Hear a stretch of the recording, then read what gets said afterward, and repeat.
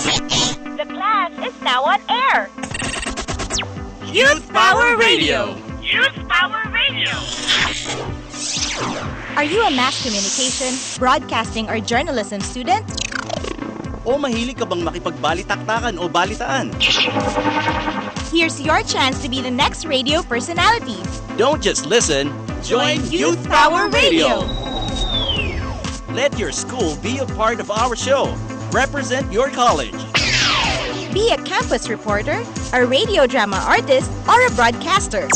Youth Power Radio. Youth Power Radio. This is your show. Dito yan sa DZME 1530, ang Radyo 1. Tuwing Sabado, alas 10:30 ng umaga. Youth Power Radio. Youth Power Radio. This is your show.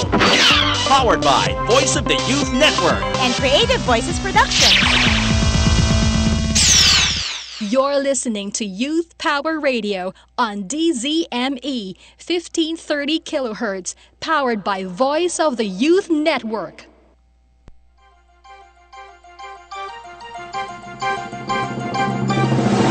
Voice of the Youth Network. Informing, inspiring, involving and empowering the Filipino youth worldwide.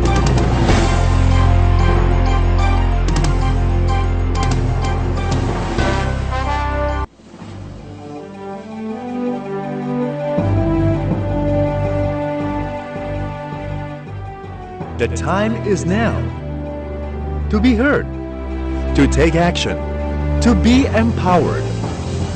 Voice of the Youth Network. Informing, inspiring, involving, empowering the Filipino youth worldwide. The Voice of the Youth Network is about encouraging every Filipino youth to believe in themselves, in creating and promoting positive social change and their ability to make a difference in our country. VOTE creates environments where young people are exposed to new thinking, a diversity of voices, new and real opportunities. Driven by youth and led by the youth, our goal is to empower and foster a sense of volunteerism, leadership, participation, social entrepreneurship through the innovative use of technology and media, creating meaningful experiences for the youth in the Philippines. The Filipino youth is the driving force that turns the country around.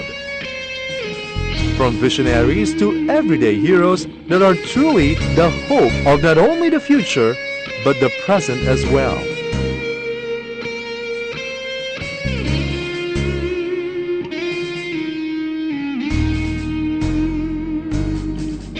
The time is now to take action. Get involved in your advocacy, leadership, environment, education, information technology, media, health, culture, gender equality, social work counseling, all in the name of volunteerism and pure service for the Filipino youth. Be a world-class youth. Be informed. You have the right to know the opportunities in the local and international youth community. Be inspired. Get to know what other young people achieve and accomplish and make them yours too. Be involved. Initiate and participate. There are tons of things that should be done. Be empowered. Don't lose hope. The power to change your life and your world is in your hands. Join the force of the Voice of the Youth Network. www.voty.org.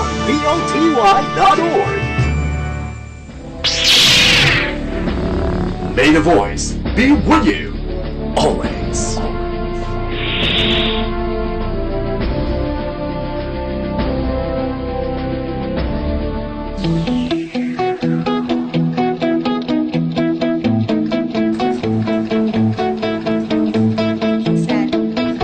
Minsan nakakaramdam tayo ng takot, lalo na sa mga bagay na gagawin natin sa kauna-unahang pagkakataon. At kadalasan, sasabihin ng mga kaibigan natin, kaya mo yan. Pero minsan, hindi rin natin maiwasang itanong sa sarili, kaya ko nga ba? Ano ba ang kinakatakot natin sa paggawa ng mga bagay na gusto natin? Ang sasabihin ng ibang tao? Ang pumalpak? Ang mapahiya? Ano man ang dahilan ng ating takot, isang bagay lang ang pinagmumulan nito, ang kakulangan ng tiwala sa sarili. Ang totoo, mas madaling maging mabuti sa ibang tao kaysa maging mabuti sa sarili mo. Isipin mo, pag nagkamali ka, sino bang may pinakamasakit na sasabihin? Hindi ba ikaw rin? Sabi nga nila, you are your worst critic. Kaya naman, andito kami upang ipaalala sa inyo ang magtiwala sa sarili. Magagawa mo ang gusto mong gawin. Kaya tara na sa ipagkwentuhan, tawa. Dito lang.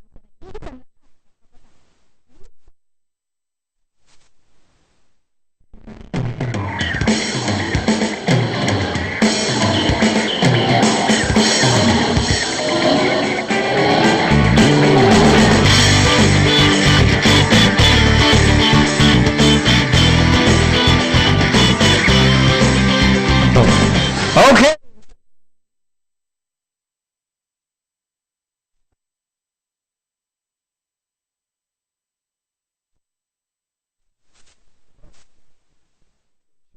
Leon Gonzalez ng Voice of the Youth Network at ng Creative Voices Production. At ito po ang aming kauna-unahang broadcast after 3 years na nawala po kami dito sa DZME. Ang aming programa po noon ay ang Voice of the Youth sa radyo na ngayon po ay tinawag naming Youth Power Radio. At syempre, kasama natin ang mga gwapo at nagaganda mga Voice of the Youth member. Walang iba kundi syempre ang... Ay nako, ang poging-pogi, ang pinaka-cute and adorable na tao sa ilalim ng lupa. DJ Andrew at your service dito sa DZME 1530, ang Youth Power Radio. Hahay, kasama ko nagagandahan to, sexy. Sobra naman, grabe naman. Oo naman. So, Ayan,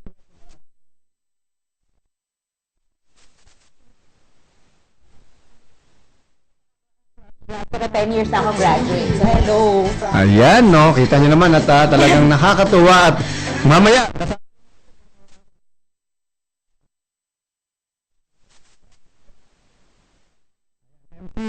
Come dito at ito ay ating kumbaga masasabing launching ng Youth Power Radio, formerly known as Voice of the Youth sa radyo, Lakas Kabataan, Tinig Kabataan at napakarami pa. Ayan, at syempre masaya tayo ngayon dahil kasama natin ang ating katinig na si MC Reyes. Good morning! Nagbabalik. Babalik ka rin. Oh, di ba? Parang kailan lang. Dati si MC yung nakaupo lagi dito tuwing linggo tayo noon, tama MC? Yes, ngayon congratulations sa inyong lahat guys sa Voice of the Youth Network at saka kay Choi Gonzalez dahil sa pagbabalik ng Boti sa DCME 1530 sa ating medyo matagal na home station. Diba? Oo nga at nais ko munang batiin at pasalamatan ang ating station manager na walang iba kundi si Sir June Bingbing, no? Oh, poging-pogi, talagang matagal na tayo nililigawan bumalik dito. Sabi niya, ay nako, kung saan-saan kasi pumupunta. Ganun talaga siya at talagang kailangan ma-inspire, ma-inform at ma-involve ang mga kabataang Pilipino. At ito lang ang oras din natin na mag-broadcast tuwing linggo.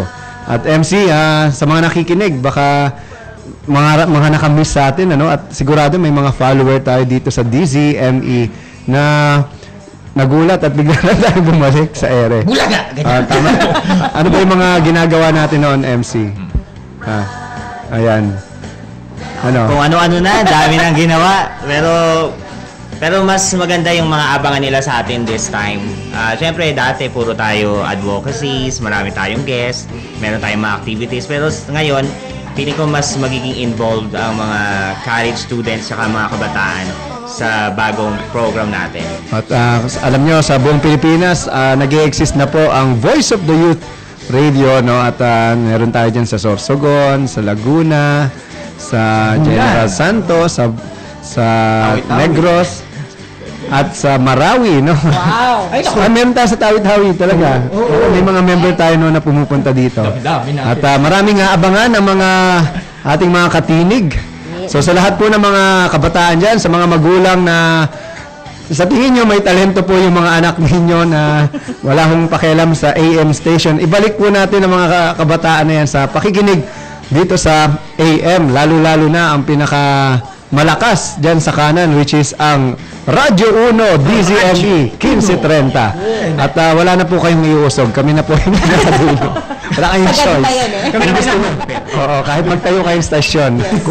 Kung ano yan, mga 17:30, wala akong makikita. Hanggang doon na lang talaga. Oy, by the way, napakarami nating inihandang mga segments at syempre, makakasama rin natin yung aking lolo at ang aking kapatid na si Utoy. Utoy, bati ka. Hello po, good morning. Ako po si Utoy. Ay, ako naman si Lolo Tasio. Ayan, ako. Ayan, saya naman dito. Bumalik na yung ating programa. At saka meron din ako. Oy, yung matatanda dito. Voice of the Youth. Oy, ano? Turing. Ay, nung si Turing. sinasabi mo, tumanda na tayo dito eh. Hindi, feeling bata pa rin tayo. Ay, Bakit mo ko ginagaya? Ha? Parehas. Wala akong sinasabing ganyan. Ay, nako. Sige na, mamaya na tayo. Hindi to Voice of Gayot. Ha? Gayot power ba yan? Sige. Ay, mamaya, bumalik kayo na. Kulit-kulit lahis kayo. Ay, nako. Ayan. Alam nyo, mamaya at marami pa tayo mga abangan. Ano ba yung mga abangan nating mga segment dyan, ha? Ay, nako, may iba't ibang segments tayo dito, no? Ate Ada, Kuya Choy. Siyempre, iba't ibang guest. Iba't ibang guest. Nagsusumiksik. Ganun. Siksik. Actually, kasi Kuya Choy, ang dami natin dito. 2 billion po kami dito. Ano? So, nakikinig. Ang mundo na to. Hindi kami magkasya. Nakakaintindi na ng Tagalog ang tubig. Ano po,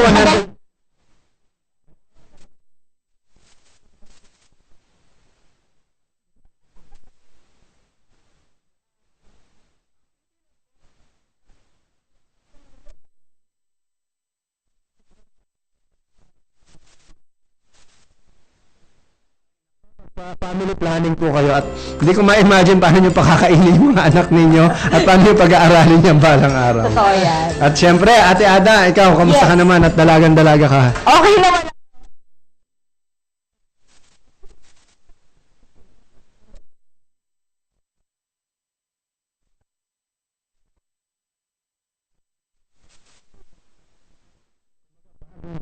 Sige. Kakaliskisan na. Ayan. Kakaliskisa, nakakatakot naman yun. Alam nyo tong si Andrew ay isa pong estudyante. At mukha lang pong mas matanda talaga sa akin. Sa lahat mo na sa Ustream na. Kayo'y makinig dito sa ating Ustream. Kung wala kayong radyo at napakalayo nyo, hindi naabot ng aming stasyon, pwede kayo makinig sa www.dzme.com radio1.com.ph o kaya dzmemanila.blogspot.com. At sa mga gusto pong mag-join sa amin mamaya, pwede po kayo mag-text sa aming DZME text jock sa 0998-975-1368. Ulitin ko.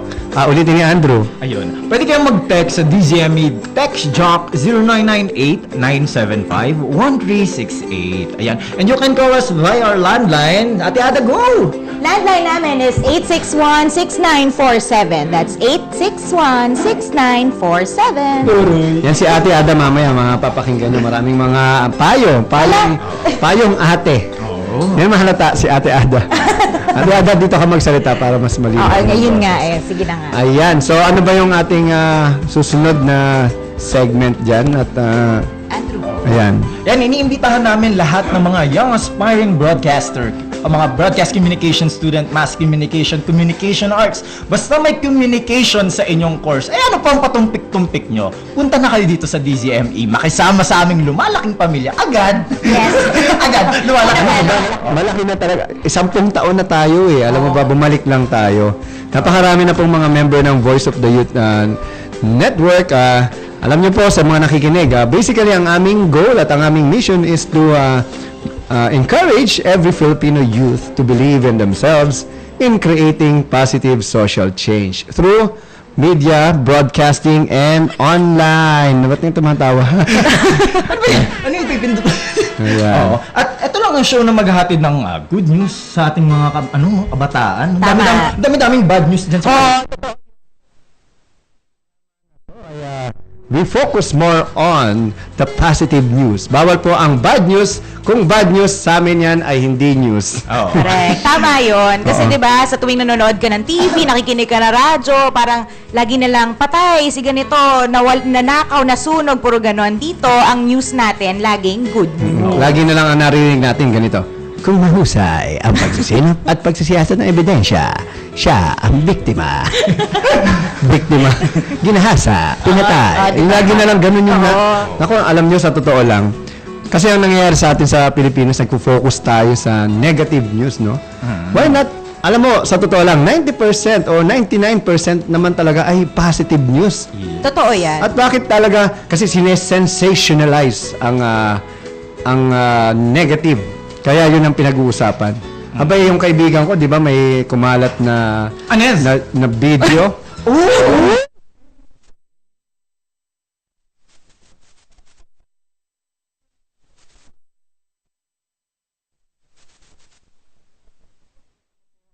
Tinawag na voice master ng Pilipinas. Sabi ko nga dun sa isang TV interview, okay lang, kami mga voice artists, alam mo bakit, never kaming malayo